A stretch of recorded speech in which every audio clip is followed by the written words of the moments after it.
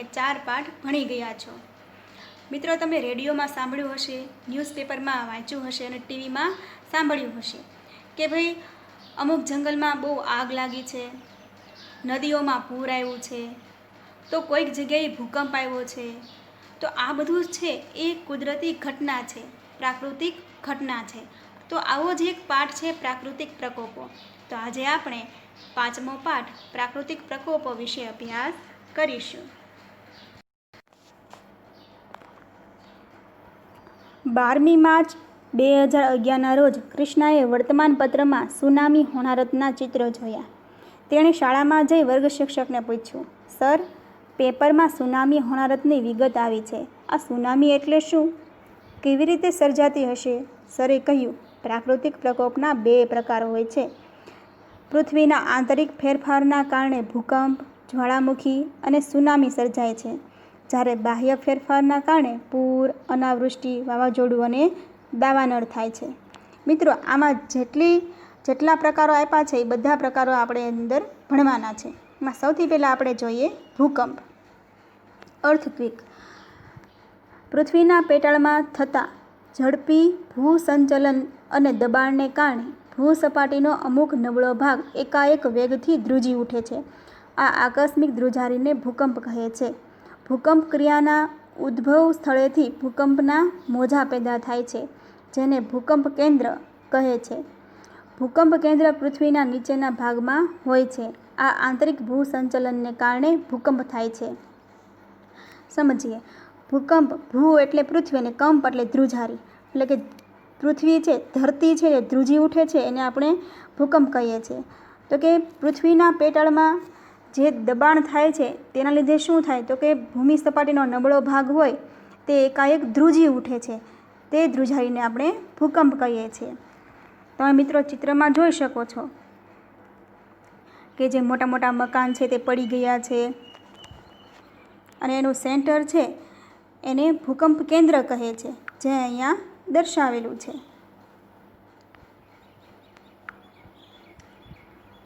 ત્યારબાદ જોઈએ, ભૂકંપ કેન્દ્રમાંથી ભૂકંપ મોજા બધે ફેલાય છે। તેમાંથી કેટલાક મોજા ભૂસપાટીએ પહોંચી તેની અસર ફેલાવે છે। ભૂકંપ કેન્દ્રથી પૃથ્વીની સપાટી નજીકના સ્થળ કે કેન્દ્રને ભૂકંપ નિર્ગમન કેન્દ્ર કહે છે। ભૂકંપની સૌથી વધુ અસર ભૂસપાટી પરના નિર્ગમન કેન્દ્રના વિસ્તારમાં અનુભવાય છે।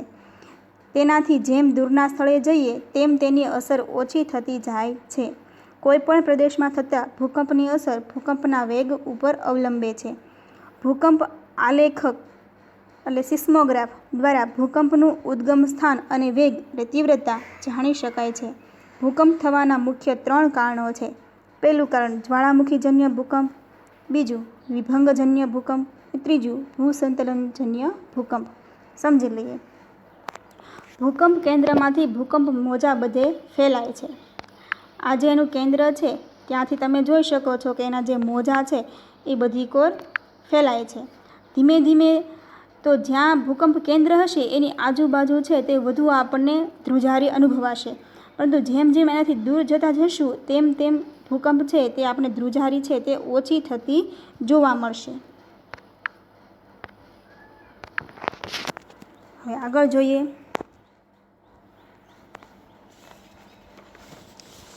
પૃથ્વીનું કેન્દ્ર બિંદુ ભૂસપાટીથી લગભગ 6,378 કિમી જેટલું દૂર છે। પૃથ્વીનું કેન્દ્ર બિંદુ એટલે કે જે ભૂગર્ભનો જે કેન્દ્રનો ભાગ છે તે ભૂસપાટીથી લગભગ 6,378 કિલોમીટર જેટલું દૂર હોય છે।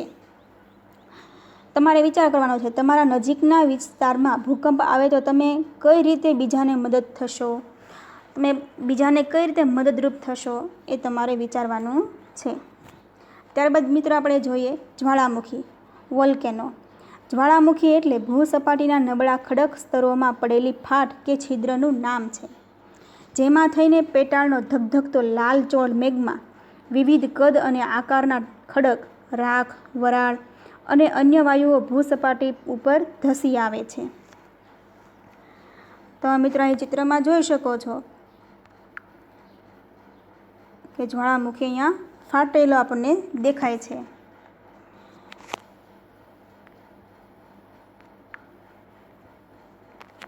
જ્વાળામુખી વિસ્ફોટ થવાના મુખ્ય 4 કારણો છે. એ જ્વાળામુખી ફાટે છે તો એના કારણો કયા કયા છે? તો પહેલું કારણ પૃથ્વીના પેટાળનું તાપમાન. બીજું પ્રવાહી મેગ્માની ઉત્પત્તિ, મેગ્મા એટલે કે લાવારસ. ત્રીજું કારણ વાયુ અને વરાળનો ઉદ્ભવ. અને ચોથું કારણ મેગ્મા એટલે કે લાવારસનું ભૂસપાટી તરફનું વહન. હવે આ 4 મુદ્દાને આપણે સમજીએ. મેગ્માની નીચે રહેલા ભારે વાયુઓ મેગ્માને ઉપર ધકેલે છે, મેગ્મા એટલે કે લાવારસ. બીજું, ઉપરના નબળા ખડક સ્તરોની તિરાડો કે ફાટો દ્વારા પ્રવેશેલા પાણીની વરાળ થાય છે. આ દબાયેલી વરાળનો જથ્થો પૂરતી જગ્યા ન મળતા તે વેગથી બહાર નીકળવા પ્રયત્ન કરે છે. આ પ્રયત્નમાં જ તે પોતાની સાથે પ્રવાહી મેગ્માને પણ જોરથી ઉપરની તરફ ખેંચી લાવે છે. ભૂસપાટી ઉપર આવતા મેગ્મામાં રહેલા વાયુઓ દબાણ મુક્ત બનતા ભારે વિસ્ફોટ સાથે લાવા, વિવિધ કદ અને આકારના ખડકના ટુકડા, રાખ વગેરે આકાશમાં ઊંચે ઉછળે છે, જેને જ્વાળામુખી કહેવામાં આવે છે.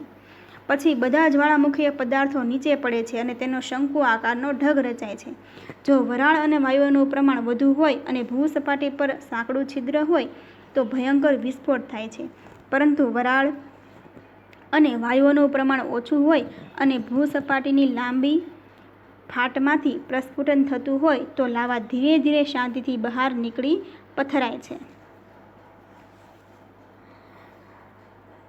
મિત્રોમાં વાત કરી છે કે આપણે સૌ જાણીએ છીએ કે પૃથ્વીનો અંદરનો જે ભાગ છે તે ગરમ છે. હવે પૃથ્વીનો ઉપરનો જે પોપડો છે તે ખડક સ્તરમાં જો તિરાડ પડે, તે ફાટે તો શું થશે? તો કે પાણી છે તે પાણી અંદર જશે. પાણી અંદર જાય એટલે જે અંદર મેગ્મા રહેલો છે તેમાંથી વરાળ બનશે. તો આ વરાળનો જથ્થો છે, વરાળ છે એ મિત્રો પાણી કરતાં 300 ગણી વધુ જગ્યા રોકે છે.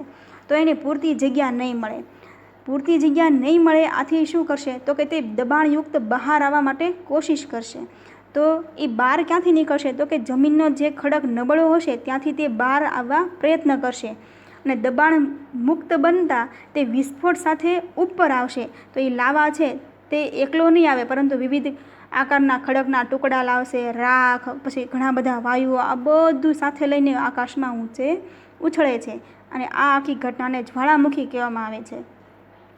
હવે તમે બધાએ ઘરે તમારે જ્યારે પાણી નળ આવતા હોય ત્યારે તમે ઘણી વખત એવો અનુભવ કર્યો હશે કે ભાઈ જે પાણી આવતું હોય લાઈનમાં તો તમે એના આડા હાથ રાખો તો શું થશે? તો કે લાઈનનું જે છિદ્ર છે તે નાનું થઈ જશે. તો જે પાણી આવતું હોય તે એકદમ ખૂબ જ ઝડપથી ખૂબ જ દૂર સુધી જશે, મોટી પિચકારી થશે.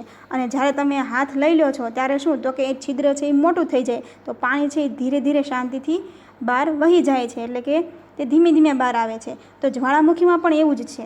જો ઉપરનો જે સ્તર છે, પોપડો જે હોય એ પાતળો હશે અને નીચે લાવા વધુ હશે તો એ ખૂબ જ મોટો વિસ્ફોટ થઈને એ બહાર નીકળશે. પરંતુ જો એનું મુખ ઉપરનું છે એ મોટું હશે અને લાવા નીચે થોડોક હશે તો તે ધીમે ધીમે શાંતિથી બહાર પથરાય છે. હવે આગળ જોઈએ. જ્વાળામુખીના મુખ્ય 3 પ્રકાર હોય છે. સક્રિય જ્વાળામુખી, દાખલા તરીકે ઓટનના જ્વાળા જે ઇટાલી દેશમાં આવેલો છે. બીજો સુષુપ્ત જ્વાળામુખી, દાખલા તરીકે ફ્યુઝિયામા જે જાપાન દેશમાં આવેલો છે. ત્રીજો મૃત જ્વાળામુખી માઉન્ટ પોપા જે મ્યાનમાર દેશમાં આવેલ છે. વિશ્વમાં ઘણી જગ્યાએ વિવિધ જ્વાળામુખીઓ આવેલા છે. ભારતમાં અંદમાન અને નિકોબારના દ્વીપ સમૂહમાં માત્ર એક જ જગ્યાએ જ્વાળામુખી આવેલો છે. જ્વાળામુખીનો વિસ્ફોટ જે પ્રદેશમાં થાય છે ત્યાં સ્થાનિક વિસ્તારમાં ભયંકર વિનાશ સર્જાય છે. હવે સમજી લઈએ તો જ્વાળામુખીના આવા 3 પ્રકાર છે: સક્રિય જ્વાળામુખી, સુષુપ્ત જ્વાળામુખી અને મૃત જ્વાળામુખી. મિત્રો, સક્રિય જ્વાળામુખી એટલે એવો જ્વાળામુખી કે જેમાંથી સતત જ્વાળા છે એ બહાર નીકળ્યા કરે. સુષુપ્ત જ્વાળામુખી એટલે મિત્રો એવો જ્વાળામુખી કે જેમાં ક્યારેક ક્યારેક છે એ લાવારસ બહાર નીકળે અને ક્યારેક ક્યારેક શાંત થઈ જાય, એટલે તે સુષુપ્ત છે, એટલે કે સૂતેલી અવસ્થામાં છે. તે જ્યારે જાગે છે એટલે ત્યારે એમાંથી જ્વાળા નીકળે છે અને જ્યારે જે બંધ પડી જાય ત્યારે એમાંથી નીકળતો નથી. ત્રીજો છે મૃત જ્વાળામુખી, એટલે મિત્રો એવો જ્વાળામુખી કે જે એક વખત ફાટ્યો હોય પછી તે ક્યારેય પણ એમાંથી જ્વાળા નીકળી હોય નહીં, એટલે કે પછી તે ક્યારેય પણ ફાટ્યો હોય નહીં. આપણા ભારત દેશની વાત કરીએ મિત્રો તો આપણા ભારત દેશમાં માત્ર અંદમાન અને નિકોબાર દ્વીપ સમૂહમાં જ જ્વાળામુખી આવેલા છે. ત્યાં બેરન અને નારકોંડમ એવા બે જ્વાળામુખી આવેલા છે, જેમાંથી બેરન છે તે સક્રિય જ્વાળામુખી છે અને નારકોંડમ છે તે મૃત જ્વાળામુખી છે. હવે આગળ જોઈએ. જ્વાળામુખીથી ફાયદો પણ થાય છે. લાવા પથરાતા જમીનની ફળદ્રુપતા વધે છે. જાવા અને સુમાત્રાની લાવામાંથી બનેલી જમીનો ખૂબ જ ફળદ્રુપ હોવાથી સારી ખેતી થાય છે. જ્વાળામુખીના ઢોળાવો ઉપરથી પોટાશયુક્ત માટીમાં ખેતી કરી ખેડૂતો મબલખ પાક મેળવે છે. મિત્રો, જ્વાળામુખીથી ફક્ત નુકસાન થાય છે એવું નથી, પરંતુ જમીનની ફળદ્રુપતા વધે છે, કે જેના લીધે થઈને ખેતી છે એ ખૂબ જ સારા પ્રમાણમાં થાય છે અને ખેડૂતો છે તે મબલખ પાક મેળવે છે, એટલે ઘણો બધો પાક મેળવે છે. આગળ જોઈએ. જ્વાળામુખી વિસ્તારના ગરમ પાણીના જરામાં જંતુનાશક દ્રવ્યો હોવાથી ચામડીના દર્દીઓ માટે તે આશીર્વાદરૂપ બને છે. જ્વાળામુખીના કારણે પારો, એન્ટીમની, સીસુ, જસત, ટંગસ્ટન, કલાય વગેરે ધાતુમય ખનિજો ભૂસપાટીથી થોડી ઊંડાઈએ જ પ્રાપ્ત થાય છે. જ્વાળામુખી નળીમાં લાવારસ ઠરતા અને કાર્બન ઉપર દબાણ આવતા સમય જતાં તેમાંથી હીરા બને છે. જ્વાળામુખીમાંથી ફેંકાતા વિખંડિત ખડક પદાર્થોમાંના નાના પથ્થરો લાપીલી તરીકે ઓળખાય છે. આ લાપીલીને મનગમતો ઘાટ આપી શકાતો હોવાથી તે ખૂબ ઉપયોગી પુરવાર થાય છે. આ બધા મિત્રો આપ્યા છે જ્વાળામુખીના ફાયદાઓ. અને આ જ્વાળામુખી ફાટવાથી જે નજીકના વિસ્તારમાં ગરમ પાણીના ઝરા બને છે, તો એમાં જંતુનાશક દ્રવ્ય હોય છે કે ચામડીના જે દર્દીઓ હોય એને ખૂબ જ આશીર્વાદરૂપ બને છે. ખરજવું છે, ધાધર છે, તો એ દર્દી જે હોય એ આ પાણીથી નાય તો એને તે સારું થઈ જતું હોય છે. તો જ્વાળામુખીના કારણે પારો, સીસુ, ટંગસ્ટન આ બધી ખનિજો છે તે પ્રાપ્ત થાય છે. આ ઉપરાંત જોઈએ તો કે જ્વાળામુખીમાં થોડેક દૂર જે કાર્બન છે તો એની ઉપર દબાણ આવતા તેમાંથી હીરા પણ મળે છે. અને આ ઉપરાંત જે નાના પથ્થરો છે તે લાપીલી તરીકે ઓળખાય છે, અને આ લાપીલી પથ્થર છે તેને મનગમતો ઘાટ આપી શકાય છે. આથી આ જ્વાળામુખી છે તે આમ જોઈએ તો એ ખૂબ જ ફાયદાકારક છે. વિચારવાનું છે તમારે, તમને જ્વાળામુખી પ્રદેશમાં રહેવું ગમે કે ન ગમે? જો હા ગમે તો કેમ? જો ના ગમે તો કેમ? એ તમારે વિચારવાનું છે. ત્યારબાદ મિત્ર જોઈએ ત્સુનામી. સમુદ્રના તળિયે આવેલા જ્વાળામુખી ફાટવાથી કે તળિયે ભૂકંપ થવાથી સમુદ્રની સપાટી પર ખૂબ શક્તિશાળી વિનાશક મોજાં ઉત્પન્ન થાય છે. આ મોજાને ત્સુનામી કહે છે. તે ઊંચા અને અસાધારણ લંબાઈના હોય છે. આ ચિત્રમાં તમે મિત્રો જોઈ શકો છો કે તેની અસાધારણ મોજા એટલે કે ઘણા બધા આમ સામાન્ય ન હોય પરંતુ ખૂબ જ ભયાનક હોય તેવા મોજા ઉછળે છે. એની લંબાઈ આશરે 700 થી 1600 કિમી જેટલી હોય છે. આ મોજાઓ ખૂબ જ ઝડપથી અને લાંબુ અંતર કાપનારા હોય છે. આ પ્રકારના મોજાથી પાણી ઝડપથી કાંઠા પર ઊંચે સુધી ચડી જાય છે અને મોટી હોનારત સર્જે છે, જે 11 માર્ચ 2011માં જાપાનમાં જોવા મળ્યું હતું. આ ચિત્રમાં તમે જોઈ શકો છો કે મોટા મોટા મોજા ઉછળે છે અને તે જમીન તરફ આવે છે અને આજુબાજુના વિસ્તારમાં ખૂબ જ મોટી હોનારત આવે છે.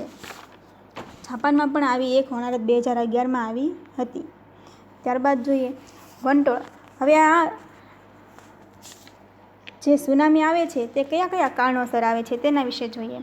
વંટોળ કે ઝંઝાવાતથી મોટા અને શક્તિશાળી મોજાં ઉત્પન્ન થાય છે.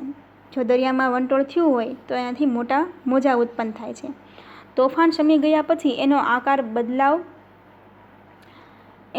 બદલાય છે તથા ઊંચા અને લાંબી તરંગ લંબાઈના મોજાં બને છે.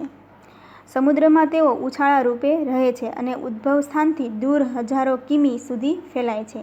આ પ્રકારના મોજાં જ્યારે સમુદ્ર કિનારે પહોંચે છે ત્યારે ભારે નુકસાન કરે છે, તેથી તેઓ પ્રલયકારી મોજાં પણ કહેવાય છે. કોઈક વખત સમુદ્ર કિનારે ઊંચી જગ્યા પરથી મોટો ખડક કે હિમશિલા એકાએક સમુદ્રમાં તૂટી પડે છે, તેનાથી પણ પ્રલયકારી મોજાં ઉત્પન્ન થાય છે. અહીંયા કારણ આપ્યા છે. એક આપ્યું છે કે વંટોળ, કે સમુદ્રની અંદર જો વંટોળ આવે તો તેના લીધે પણ આવા મોજાં છે તે ઉત્પન્ન થાય છે. અને બીજું આપ્યું છે કે ખડક, મોટી હિમશિલા હોય તે એકાએક સમુદ્રમાં જો ધસી આવે, તૂટી પડે તો તેના લીધે પણ મોટા મોજાં છે તે ઉત્પન્ન થાય છે. અહીં મિત્રો તમે ચિત્રમાં જોઈ શકો છો કે જે વધુ પાણી આવ્યું એ તો પૂરનું દ્રશ્ય છે, પરંતુ જે દરિયાકાંઠો હોય તેની બાજુમાં જે વિસ્તાર આવેલા હોય ત્યાં મોટા મોટા મોજા છે તે હોય છે. તમે ઘણી વખત ન્યૂઝ ચેનલમાં પણ જોયું હશે કે કેટલા મોટા ભારે મોજા આવ્યા કે જેના લીધે છે તે આજુબાજુના વિસ્તારમાં ખૂબ જ પાણી આવી ગયું. તમારે વિચારવાનું છે, તમારું ઘર દરિયા કિનારે હોય અને સરકાર દ્વારા તમને સુનામીની સૂચના આપવામાં આવે તો સ્વ બચાવ માટે તમે શું કરશો એ વિચારવાનું છે. ત્યારબાદની મિત્રો ઘટના જોઈએ પૂર. તમે ચિત્રમાં તમે પૂરનું દ્રશ્ય જોઈ શકો છો. આપણા ઉત્તરાખંડમાં જે પૂર આવ્યું હતું તેનું ચિત્ર અહીં આપેલું છે.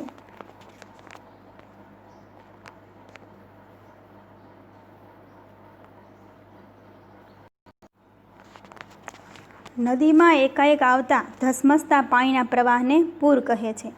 પૂર આવવાના મુખ્ય 2 કારણો છે. એક, ચોમાસામાં જો નદીના ઉપરવાસમાં ધોધમાર વરસાદ પડે તો પૂર આવે. અને 2, કોઈ નદી પરનો બંધ તૂટી જાય તો નદી કિનારા તેમજ નીચાણવાળા વિસ્તારમાં પૂર આવે છે. મિત્રો, અત્યારે ચોમાસાની સિઝન શરૂ છે તો તમે ન્યૂઝપેપરમાં ઘણી વખત જોયું હશે કે ભાઈ નદીમાં છે તે ધોધમાર વરસાદને કારણે પૂર આવ્યું છે, એટલે આજુબાજુમાં ખૂબ જ નુકસાન થયું છે. તો કોઈ નદી પરનો બંધ છે એ તૂટી ગયો છે કે જેના લીધે જે નીચાણવાળા ભાગ હતા ત્યાં પાણી ભરાઈ ગયું છે. આ તમે ચિત્રમાં તમે જોઈ શકો છો કે ભાઈ ઘણા લોકોના ઘરમાં પણ પાણી ભરાઈ ગયું છે. હવે જાણવા જેવું આપણે જોઈએ તો કે નદીનું નામ અને પૂર પ્રભાવિત વિસ્તાર અને કયા વર્ષે પૂર આવ્યું હતું તે. તો કે ગંગા અને યમુના નદીમાં જે ઉત્તર ભારતમાં 1978માં પૂર આવ્યું હતું. મચ્છુ નદીમાં મોરબીમાં 1979માં પૂર આવ્યું હતું. તાપીમાં તો કે તાપી નદીમાં છે તે સુરતમાં 2006માં પૂર આવ્યું હતું. કોશી છે નદીનું નામ છે, કોશી નદી બિહાર રાજ્ય 2008માં પૂર આવ્યું હતું. આવી રીતે મિત્રો આપણે જોઈએ કે ભાઈ ઘણી વખત છે તે નદીઓમાં પૂર આવતું હોય છે. ત્યારબાદની મિત્રો જોઈએ દુષ્કાળ કે અનાવૃષ્ટિ. વરસાદ ન આવવાથી ખોરાક, પાણીની અછત સર્જાય અને જમીનમાં પાણી સુકાઈ જવાની પ્રક્રિયાને દુષ્કાળ કહે છે. અહીં તમે મિત્રો જોઈ શકો છો ચિત્રમાં કે વરસાદ નથી આવ્યો માટે અહીંયા જમીન છે તે ફાટી ગઈ છે, તિરાડો પડી ગઈ છે. સતત 2-3 વર્ષ સુધી વરસાદ ના આવે અથવા ઓછો આવે ત્યારે દુષ્કાળની પરિસ્થિતિ સર્જાય છે. વધુ વૃક્ષો વાવવામાં આવે અને વાતાવરણને પ્રદૂષિત થતું અટકાવવામાં આવે તો દુષ્કાળની સંભાવના ઓછી રહે છે. મિત્રો, અહીં મુદ્દો છે કે જો વાતાવરણને પ્રદૂષિત થતું અટકાવવામાં આવે એટલે કે ચોખ્ખું રાખવામાં આવે અને વધુ વૃક્ષો વાવવામાં આવે તો વરસાદ છે તે સારો થશે અને તેના લીધે છે આ દુષ્કાળ પડશે નહીં. હાલમાં મિત્રો જોઈએ તો આપણે ખૂબ જ સારો વરસાદ આવ્યો છે. ત્યાર પછી મિત્રો જોઈએ વાવાઝોડું. સાયક્લોન. વાવાઝોડું એ હવાનું એક તોફાન છે. આપણે એને ચક્રવાત કે વંટોળ કહીએ છીએ. ભારતના દરિયા કિનારાના વિસ્તારમાં કેટલીક વાર આવા ચક્રવાત સર્જાય છે, જેના કારણે ત્યાંના નજીકના વિસ્તારમાં હવાનું હલનચલન થતું રહે. આ હલનચલન વેગ પકડે ત્યારે હવા તોફાની બને છે. જો કે હવાના તોફાનો મર્યાદિત સમયગાળા માટે અને મર્યાદિત વિસ્તારમાં અસર કરે છે. આવા વાવાઝોડા હરિકેન, ટોર્નેડો, વંટોળ વગેરે નામથી ઓળખાય છે. તમે ચિત્રમાં જોઈ શકો છો કે ભાઈ ઘણું બધું જે હવાનું એક તોફાન છે એને આપણે વાવાઝોડું કહીએ છીએ. ઓખી નામનું વાવાઝોડું આવ્યું હતું એ તમે બધાને યાદ જ હશે.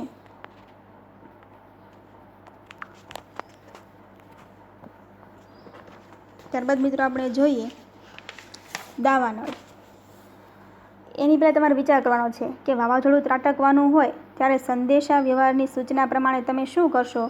તમને ખ્યાલ પડે કે ભાઈ વાવાઝોડું આવવાનું છે, અગાઉથી ખબર પડી જાય કે અહીંયા વાવાઝોડું આવવાનું છે તો તમે શું કરશો તમારે વિચારવાનું છે. ત્યારબાદ મિત્રો જોઈએ દાવાનળ, ફોરેસ્ટ ફાયર. અહીં તમે ચિત્રમાં જોઈ શકો છો કે જંગલ છે સળગતું દેખાય છે. વાંચીએ.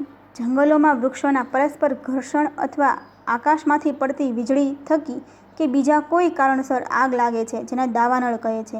તેનાથી વન્ય સંપત્તિને પારાવાર નુકસાન થાય છે. મિત્રો, જંગલમાં તમને ખબર છે કે ભાઈ સૂકા પાંદડા હોય તો વૃક્ષોના જે સૂકા લાકડા હોય એનું ઘર્ષણ થાય તેનાથી ક્યારેક તિખારો ઉત્પન્ન થાય છે. જે તિખારો છે સૂકા પાન ઉપર પડતા અચાનક આગ લાગે છે, અથવા તો ચોમાસા દરમિયાન જો આકાશમાંથી વીજળી પડે તો તેનાથી પણ ઘણી વખત આગ લાગતી હોય છે, અથવા બીજા કારણસર એટલે કે કોઈ માણસ દ્વારા લગાવવામાં આવે તો જંગલમાં જે આગ લાગે તેને દાવાનળ કહે છે, અને તેના લીધે ઘણી બધી વનસ્પતિને નુકસાન થાય છે. તમે થોડાક સમય પહેલાં જ તે ઓસ્ટ્રેલિયામાં જે આગ લાગી તેના વિશે તમે જોયું હશે કે 50% જંગલ છે તે સળગી ગયું. આ ઉપરાંત એમેઝોનના જંગલમાં આગ લાગી, જેના લીધે ઘણા બધા વૃક્ષો છે તે સળગી ગયા. ત્યારબાદ મિત્રો આપણે જોઈએ ભૂસ્ખલન, લેન્ડસ્લાઇડ.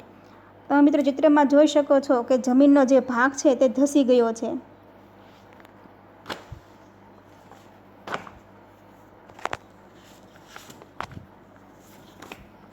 ભૂસ્ખલન બે પ્રકારે થાય છે: ભારે વરસાદના કારણે અથવા ભૂકંપના કારણે. કેટલીક વાર જમીન કે ભૂમિ પ્રદેશનો ઉપરનો ભાગ નીચે તરફ ખસી જાય છે, તેને ભૂસ્ખલન કહે છે. દાખલા તરીકે ચોમાસામાં ઘણીવાર ભૂસ્ખલનના કારણે કોંકણ રેલવે વ્યવહાર ખોરવાઈ જાય છે. આ કોંકણ રેલવે વ્યવહાર છે તે મહારાષ્ટ્ર ગોવા બાજુ રેલવે આવેલું છે, કે જ્યાં ઘણી વખત છે તે નદીમાં પૂર આવે છે, જેના લીધે જમીનનો ભાગ છે તે ખસી જાય છે અને રેલવેના પાટા ઉપર આવી જાય છે. આથી આ રેલ છે તે બંધ કરી દેવામાં આવે છે. આમ આપણે જોઈએ તો ભૂસ્ખલન છે તે બે રીતે થાય છે, એક તો ભારે વરસાદને કારણે અને બીજું ભૂકંપને કારણે. આમ મિત્રો ઘણા બધા પ્રાકૃતિક પ્રકોપો જોવા મળે છે. તમારે મિત્રો લેસનમાં છે તે ખાલી જગ્યા પૂરવાની છે, તમારે આ પાઠ્યપુસ્તકમાં જ ખાલી જગ્યા પૂરવાની છે. ચલો મિત્રો, આવજો. જય હિન્દ.